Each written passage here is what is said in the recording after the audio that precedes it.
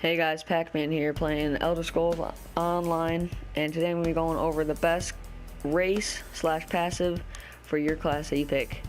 We have the Breton, and their first passive is increase experience gain with light armor skill line by 15% and increase your alliance points gained by 1%.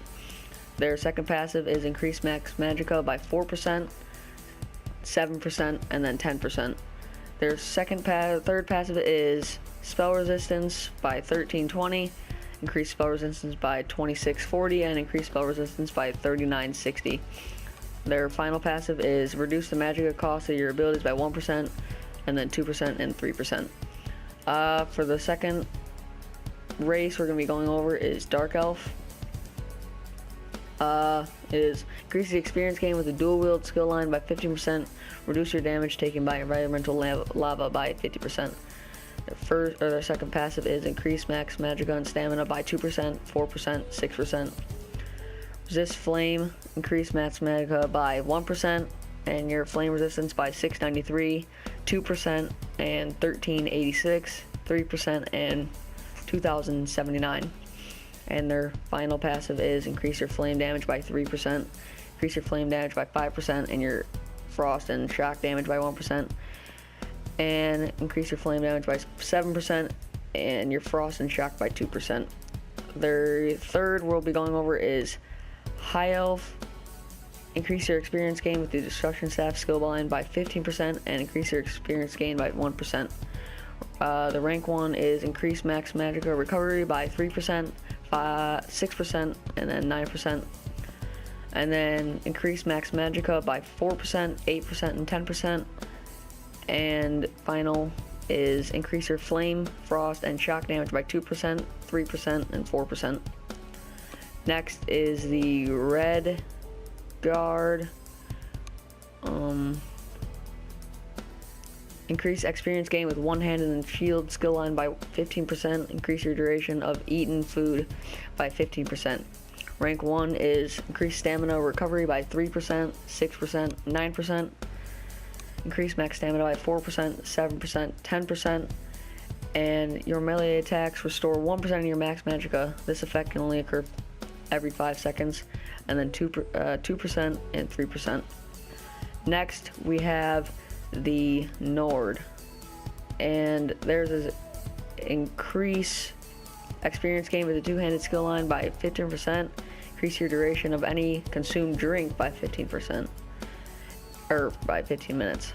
And then rank 1 is increase max stamina by 2% and health recovery by 6%, increase max stamina by 4% and health recovery by 13%, and increase max stamina by 6% and health recovery by 20%. The second is increase max health by 3% and cold resistance by 693, increase max health by 6% and cold resistance by 1386, increase max health by 9% and cold resistance by 2079. And their last is increase damage reduction by 2%, 4%, and 6%. Next is Wood Elf, and that is increase experience gain with the bow skill line by 15% and decrease your fall damage taken by 10%. Their next is increase stamina recovery by 7%, 14%, and 21%. Increase your max stamina by 2% and poison and disease resistance by 495. Increase max stamina by 4% and resistance by 990, and 6% and resistance by 1485. And their last is reduce the detection radius and stealth by 1 meter, increases damage done while in stealth by 3%, 6%, and 10%.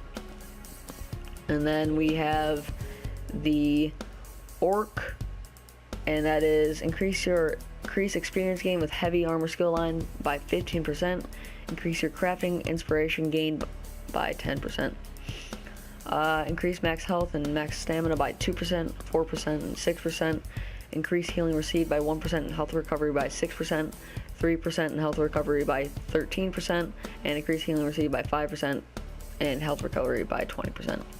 And increase your damage with melee weapon attacks by 2%, reduce sprint cost by 4%, and increases your sprint speed by 3%. And then melee weapon attacks 3%, reduce sprint cost by 8%, and increase sprint speed by 6%. and increase your damage by 4%, reduce sprint cost by 12%, and sprint speed by 10%. We have the Argonian.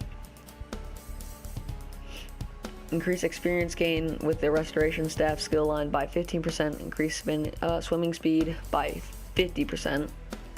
Increase your max magicka by 1%. Whenever you drink a potion, you are restored 4% of the max health, magicka, and stamina, and then 2% and 8%, 3%, and 12%. Increase max health by 3% and poison and disease resistance by 495. Max health by 6% and poison and disease 490. Increase max health by 9% and 1485 for disease resistance. And then increase your healing done and received by 1%, increase your healing done and received by 3% and 5%. And last we have the Khajiit. Increase the experience gain with a medium armor skill line by 15% and increase your chance to successfully pickpocket by 5%. Increase your health recovery by 5% and stamina recovery by 3%. Increase your health recovery by 10% and stamina by 6%. Health recovery by 20% and stamina recovery by 10%. And then reduce the detection radius and stealth by 1 meter, increases damage done while in stealth by 3%. And then 2 meters and 6%, 3 meters and 10%. And then increase weapon critical by 2%, 5%, and 8%. Alright guys, if you want to go for a sorcerer, I would go Breton or High Elf.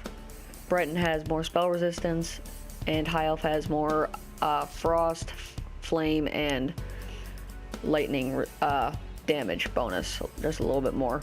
So I would go for those for magicka based, and then stamina based, you could really go Wood Elf, Khajiit, Red Guard, Orc, and that's basically going to be it for all of your stamina. And then Dragon Knight, if you're magicka based, I would go Dark Elf, because they get increased damage to fire, and when you're Dragon Knight you're doing fire damage, so you get a 7% bonus.